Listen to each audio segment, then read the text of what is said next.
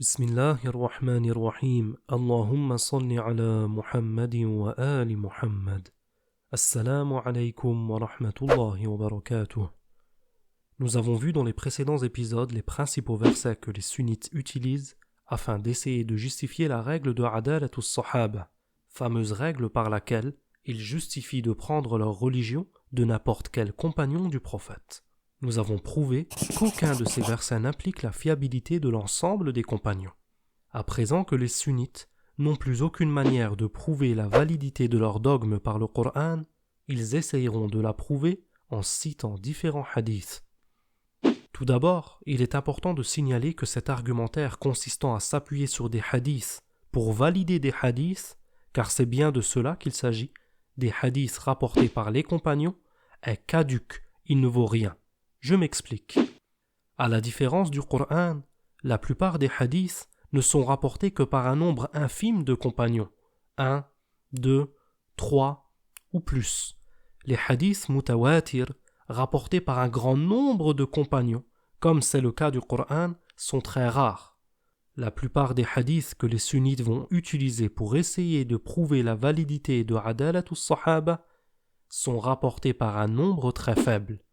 À présent, rappelons que les personnes remises en question dans cette affaire sont les compagnons eux-mêmes, ou plutôt la question est de quels compagnons pouvons-nous vraiment prendre la religion ? Qui nous dit que ce compagnon, qui a rapporté le hadith sur lequel se base le sunnite pour justifier la règle, n'est pas lui-même un hypocrite ? Surtout si ce hadith n'est rapporté que de ce seul et unique compagnon. Dès lors, les hadiths de ce genre, rapportés par un nombre faible de compagnons, ne sont en aucun cas un argument.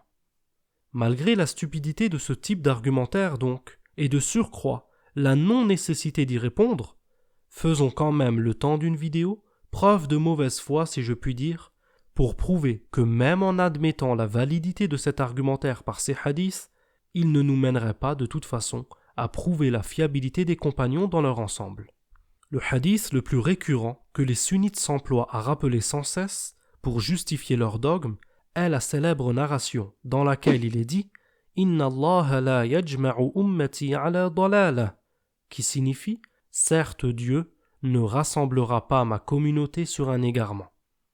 Oui, effectivement, la communauté ne se rassemble pas sur un égarement.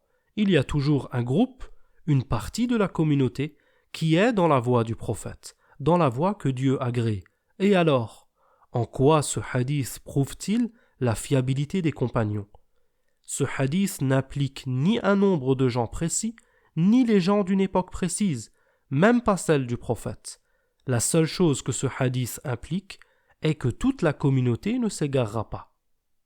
Un autre hadith sur lequel ils aiment s'appuyer pour prouver la fiabilité des compagnons dans leur ensemble est celui dans lequel il est rapporté du prophète qu'il a dit « Balliru anni walau aya » qui signifie « Transmettez de moi ne serait-ce qu'un verset ». Toujours dans l'hypothèse de sa validité, en quoi le fait que le prophète ordonne de transmettre les versets du Coran est une preuve que personne d'entre les compagnons n'ait jamais menti sur le prophète. Le prophète a aussi ordonné d'être pieux. Est-ce pour autant que tous ceux à qui s'est adressée cette recommandation, compagnons y compris, est pieux ?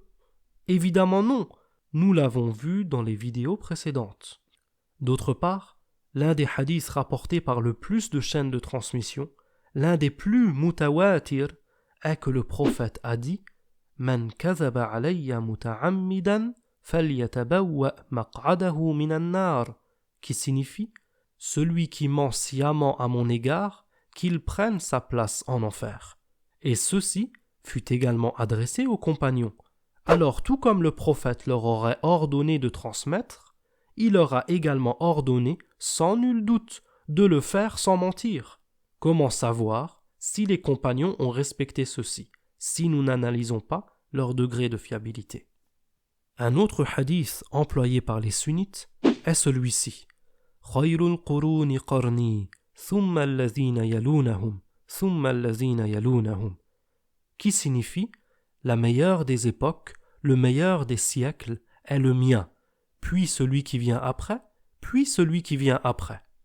Comment peut-on croire que le prophète aurait dit une telle chose, à savoir que son siècle fut le meilleur des siècles, alors que cette époque fut celle où ont été assassinées des personnes faisant partie de l'élite de cette communauté, comme l'imam Ali alayhi salam, ou encore el-Hassan ou el-Hussein alayhim as-salam.